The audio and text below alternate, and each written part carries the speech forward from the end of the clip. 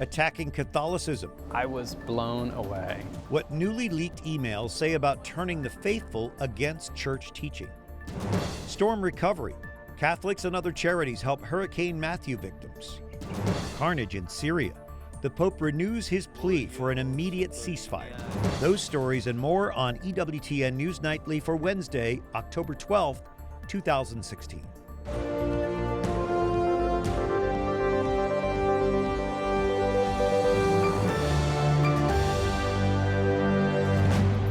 Good evening. Thank you for joining us. I'm Brian Patrick. Explosive new emails reveal plotting to infiltrate the Catholic Church. They're among the hacked emails of Clinton campaign chairman John Podesta, published by WikiLeaks. Jason Calvi brings us up to date tonight.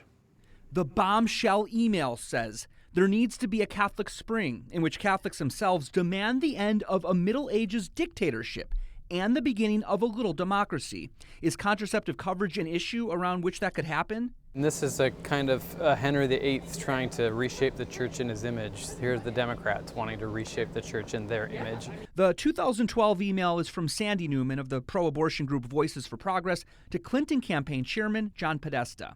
In reference to the Obama contraceptive mandate and Catholic efforts to fight it, Newman asks Podesta how one would plant the seeds of the revolution in the church. Well, they clearly see Catholics like Islamic extremists who need to be modernized. Catholic theologian Chad Pecknold is stunned by what he reads. I think it's beneficial in their view to drive a wedge between the bishops and their flock, because if they can push the bishops to follow the flock rather than the way we understand the flock following the bishops. Podesta responded, "We created Catholics in Alliance for the Common Good to organize for a moment like this." The group's leader, Christopher Hale, denies the claim. What we did every day in and day out was proof that we're not trying to promote a revolution in the Catholic Church. We are faithful followers of Jesus Christ. But you do see John Podesta saying, he's on the record in this email saying that we created your organization for a moment like this. You know, I think the proof is in the pudding. I disagree with the statement that was made. But the Catholic League says, look at who used to fund Catholics in Alliance for the Common Good. This is a George Soros-fronted group. George Soros, the radical billionaire who's running around the world promoting a radical pro-abortion agenda. So this is something that flies in the face of, that is diametrically opposed to Catholic teaching. I contacted John Podesta, the Hillary Clinton campaign, and Sandy Newman. None of them responded. Earlier, John Podesta did admit that his emails were hacked, but raised questions if these were manipulated. Brian? Thank you, Jason Calvi. In our newsroom, Chief White House correspondent Lauren Ashburn continues our team coverage from our political desk. Lauren? Brian, the Trump campaign held a press call today to discuss the Clinton campaign's derogatory comments about Catholics. Kellyanne Conway opened it by saying that for 30 years, Hillary Clinton has been openly hostile to issues important to Catholics like pro-life and taxpayer-funded abortions. She called on Clinton to apologize and fire the senior campaign officials engaged in vicious anti-Catholic bigotry. Now we know what Hillary meant by deplorables. It was people of faith. A Hillary Clinton Supreme Court, given this kind of attitude towards religion, would be the most anti-religious liberty, most anti-free speech ever in American history. Jim Nicholson joins us now. He's a former Republican Party chairman, VA secretary, and ambassador to the Holy See. Welcome to the program. Good evening. Good evening. On the conference call, I heard you say that it offended me, left me gasping to hear callous, disdainful ways he talked about me. You took this very personally. I took it personal because the church is very personal to me. I'm a cradle Catholic, and nothing is more important in my life than my faith. And I can say that I think about my wife and my family and a lot of my friends, and for them to disdain this institution of the Catholic Church, which is 2,000 years old and has had a tough lift of making its way in our country to finally, I thought, being able to practice itself freely. In fact, when I was the ambassador to the Holy See, I dedicated a great amount of my political currency in Europe toward religious freedom, religious liberty. And I did so thinking I come from a foundational country of free speech and free religion, and they're eroding the foundation of that. And when I read statements of Hillary Clinton's, like one that I noted that she gave a speech to the World Conference in April of last year saying, deep-seated cultural codes, religious beliefs, and structural biases have to be changed. So she is attempting, Jim, to rewrite the history, I think what you're saying, of our country and the Constitution, that we're founded on religious freedom. You also said that it's a wake-up call to clergy about the vulnerability of religious freedom. Why is that? And what should they do? It's because it's real, and we've already seen manifestations of it. Look what President Obama tried to do with Obamacare, which Hillary Clinton supported and still supports. I mean, they forced the Little Sisters of the Poor to go to the Supreme Court to keep from having to pay insurance premiums for employees to get birth control pills and abortion pills. And she was and is an ardent supporter of that. Well, that's a foundational telegraph, if you will, of her real beliefs and her real views about what it is that we believe and what is so important to us. A lot of Christians were talking about the lewd tape that Donald Trump, that was released on Friday, saying it wasn't Christ-like and saying that they wouldn't vote for him. 20% Republicans saying, no, I'm not going to vote for him. Compare that to this issue, this attack on Catholics. Well, I think it's apples and oranges. You know, it's a spider mite and an elephant. I mean, I don't condone what Trump said and what he did. I support Donald Trump for president because the contrast is so clear between the two people. I mean, he is pro-life, he's pro-family, he's pro-economic opportunity, he's pro-military, he's trying to give people more personal security. He's for lower taxes and greater opportunity for families and young people to get jobs and to thrive, which are also important values. Well, we appreciate your time and your perspective on this. Jim Nicholson, former Republican Party chairman, thank you so much. Well, thank you. Donald Trump's running mate appeals to evangelical voter Indiana Governor Mike Pence, says its election is no time to sit on the sidelines. Men and women of faith, I will tell you, this is a time for action, not essays. And we must roll our sleeves up and be prepared to fight every day for what we believe in. Pence spoke to students at Liberty University in Lynchburg, Virginia. He told them personal shortcomings are no excuse for inaction, urging them to vote for Trump. Pence says people of faith cannot choose to stand by in this great national debate. And Trump's campaign manager criticizes CNN for its campaign coverage. Kellyanne Conway argued with CNN host Anderson Cooper last night. Anderson, I guess the question I have is why can't CNN cover Obamacare and ISIS and radical Islamic terrorism? And why can't you cover the fact that no, you don't. No, respectfully, you don't. 94 million people out of the workforce, 12.4 million women without health. You don't want to cover it now. You want to talk over it. You don't even want to cover it now.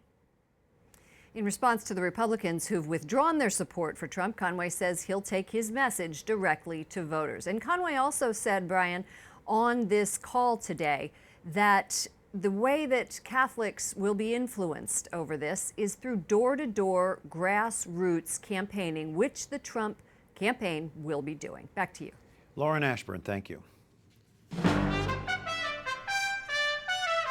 Other stories our EWTN News Nightly team is covering in today's world. The FBI is asked to investigate a small plane crash in Connecticut that may have been deliberate. East Hartford's mayor claims a student pilot intentionally tried to crash near military contractor Pratt & Whitney.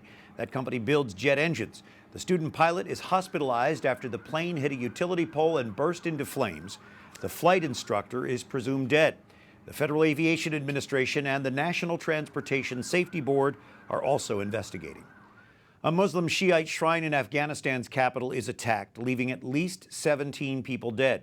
An Interior Ministry spokesman says another 62 people were wounded in last night's assault on Kabul's largest shrine. No group has claimed responsibility yet for that attack. A volunteer group of first responders says at least 15 people were killed in an airstrike on a market in the rebel-held side of Syria's Aleppo. Wednesday's strike came the day after at least 41 people, including 5 children, were killed in a series of airstrikes. Rescuers were still digging through that rubble when they were called to the scene of the market bombing Wednesday afternoon. And Pope Francis renews his appeal for an immediate ceasefire in Syria. La mia vicinanza a tutte le vittime del disumano conflitto. The Holy Father expressing his support for the victims of this cruel conflict. Pilgrims from Italy and across the world attended his Wednesday audience in St. Peter's Square. Alan Holdren is Rome Bureau Chief for EWTN's Catholic News Agency. Alan, the Syrian conflict obviously weighing heavily on the Holy Father. Doesn't this really fall very much under his theme of mercy as well? It really does, Brian. The Pope often asks for prayers for Syria. That very much fits into his theme this year of mercy. Those people really do need help, and also with prayers. The Pope started during his general audience today this series of catecheses, of addresses on the corporal and spiritual works of mercy. Acts like clothing the naked, feeding the hungry, praying for the dead. So many things. He actually asked people to learn them by heart, to revisit these 7 corporal and 7 spiritual works of mercy. He said it's sharing these acts of mercy with others that Christ has shared with us.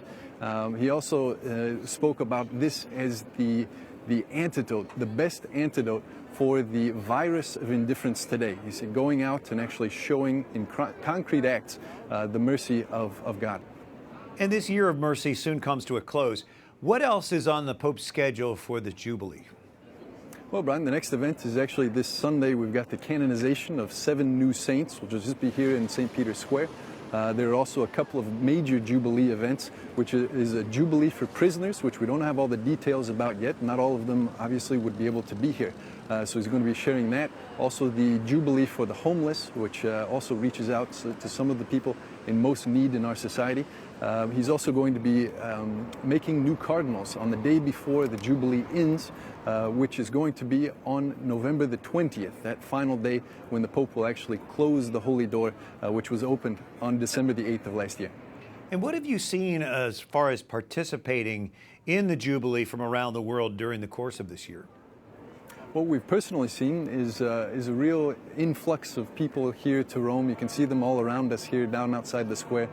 They've actually closed off this street that leads up to St. Peter's Square. So it is a really kind of a beautiful, kind of a very quiet moment here on these streets, while also being very busy in foot traffic. Right here where we're standing was a taxi stop until the Jubilee started, if you can imagine. I looked at the official data right before speaking with you about how many people have come here and participated in the Jubilee this year, and we're up to almost 18 million, Brian. That's incredible. Alan Holdren, Rome Bureau Chief for EWTN's Catholic News Agency. Thanks so much, Alan. You bet, Brian. And after his audience, Pope Francis greeted restorers of the Basilica of the Nativity in Bethlehem. That is the church built on the site where Jesus was born. Vatican Radio says that restoration began in 2013. They're fundraising now to complete that work. Coming up, rejecting a report on surrogacy. Some call it a victory for human dignity.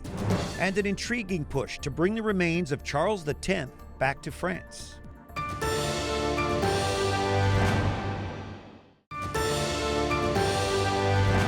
Thanks for joining us this Wednesday evening, October 12th. I'm Brian Patrick. Florida voters get an extra 6 days to register. A federal judge today extended the deadline to October 18th due to the disruption and damage from Hurricane Matthew. And North Carolina's governor says the death toll in his state has risen to 19 in the aftermath of the storm. Thousands of people are being ordered to evacuate areas where floodwaters are cutting off access to roads and bridges. Wyatt Goolsby is here with more tonight. Wyatt? Brian, North Carolina Governor Pat McCrory says 2 deaths were confirmed overnight. Almost all of the fatalities are due to drowning, which is why he's warning everyone to stay away from the floodwaters. Stay away from the water. Whether you're walking or riding in a car, do not get near the water. It will kill you. Governor Pat McCrory says don't let today's beautiful North Carolina weather fool you. Shelters are full, people are suffering, and more floodwaters are on the way. I just want to get out of here. I don't even feel safe here. People are walking around my babies and everything. People are looking for things to steal. Brianna Lawson is in Lumberton, which has been inundated with high water after Hurricane Matthew hit last week. The National Guard is conducting water rescues throughout the state. Catholic charities across the region, including in the Diocese of Raleigh, have been mobilizing to get food, water, and supplies to as many people as they can. But the high water makes it difficult. There are still many dangerous areas across the diocese as floodwaters continue to rise. Our office in Goldsboro has been closed the past 3 days because it's still under an evacuation order. We've also had parts of major highways, I-40 and I-95, closed. Daniel Altino says at least a dozen parishes are reporting damage in his diocese, and churchgoers at the Cathedral Basilica of St. Augustine, Florida, had to celebrate Mass in the courtyard Sunday due to flooding inside. Survivors like Jamie Hayes lost everything except hope. People with little of nothing, this flood took it all, but we're here, we're safe. We got a roof over our head, hot meals, and, we're just thankful for that. Authorities say Hurricane Matthew killed at least 35 people in the U.S. The hurricane hit Haiti the hardest, where the death toll is more than 500. Brian. Thank you, Wyatt. And we are tracking another hurricane tonight. Nicole, a Category 2 storm, taking aim at Bermuda. It could hit there tomorrow morning. The current forecast has that storm staying away from the Atlantic coast. 2 California medical companies face a lawsuit for profiting from the sale of tissue from aborted babies. The Orange County District Attorney's Office says Da Vinci Biosciences and its sister company illegally earned tens of thousands of dollars selling fetal tissue and stem cells from the remains of aborted babies. A lawyer for the companies insists they followed regulations. The Council of Europe rejects a report which would have promoted surrogacy in Europe. The World Youth Alliance calls it a victory for human dignity. Anna Halperin, founder and CEO of the World Youth Alliance, joining us via Skype again from New York City. Anna, what is altruistic surrogacy and why is it important that the Council of Europe rejected this report? Thank you, Brian. Altruistic surrogacy is the idea that there can be a good way to pursue surrogate options. The primary legal distinction between altruistic surrogacy and other forms is that the surrogate mother does it for free. So this has been a debate in the European Parliament and in the Council over the last year. And yesterday we were thrilled to see that the report proposing altruistic surrogacy be regulated in Europe was rejected. The whole idea of surrogacy is often looked at by secular society as something that's good for women. Is it? We at the World Youth Alliance, and today we stand with the European Parliament and Council of Europe, believe that surrogacy poses many problems for the dignity of the person and commodifies both women and children that are involved in this process. I think that's what the debate focused on in Europe, and that's what we saw yesterday, was a rejection of legalizing surrogacy through back-end regulation in Europe, even in methods and places where we can see that good intentions might be in place.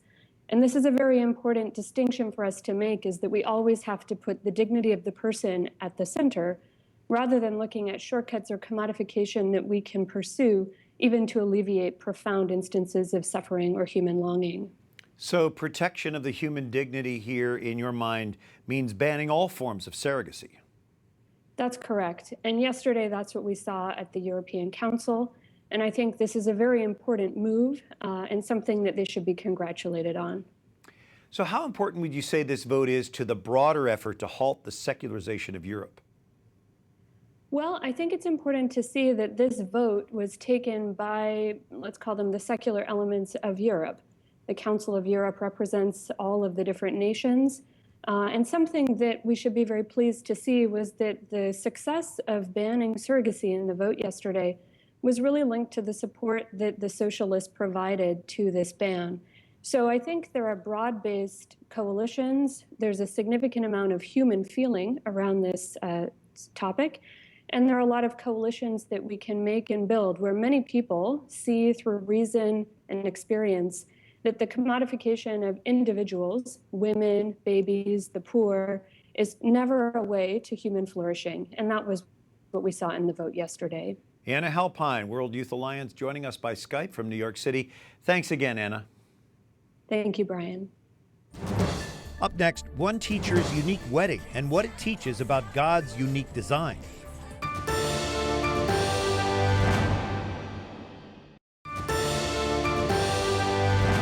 On Wednesday, October 12th, thanks for joining us for EWTN News Nightly. I'm Brian Patrick.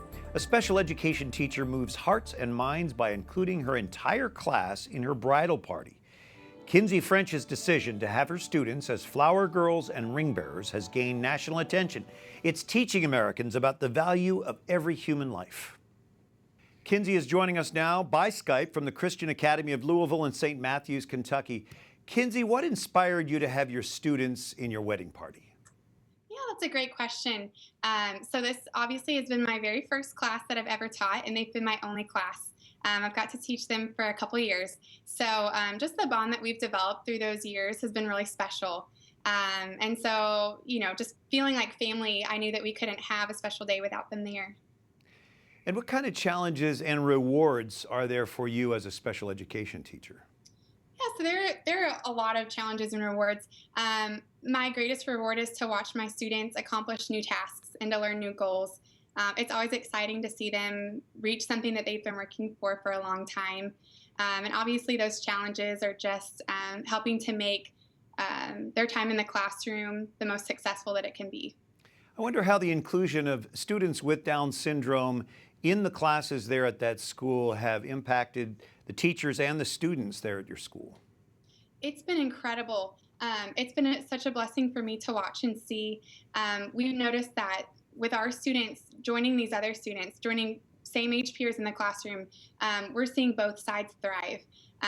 Teachers are they're so willing to work with our students and accept them as their own. There's no separation of these are the special needs students and these are typical students. They're all together, they're all their students. And kind of what we've seen from their peers is just an increase in empathy and kindness and an accepting of differences. So that's been a really exciting thing to watch. So what would you say would be the broader lesson in this experience at your school, as well as the inclusion of your students in your beautiful wedding? Yeah, I mean, my biggest goal is just for people to know that children with Down syndrome are just like other children. They really are typical. They do all the same things that other children do. They just learn a little bit differently. And so I would love for people to see them in a new light and to not be afraid of those differences, but to really encourage them to get to know them better and to understand it more. It's a very powerful and important lesson. Kinsey French joining us by Skype from the Louisville area. Thank you, Kinsey. Thank you.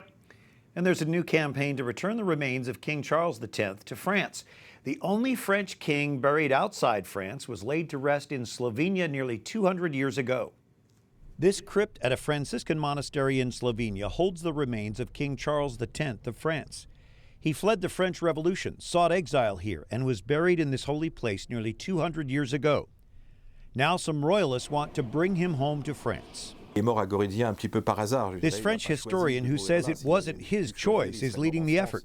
Charles was forced to abdicate in 1830 and died in exile here in 1836. Locals say his dying wish was to be buried in this monastery, which he could see from his room. The campaign to move Charles' remains comes as a surprise to the monastery abbot, but so far the French government hasn't made any official request.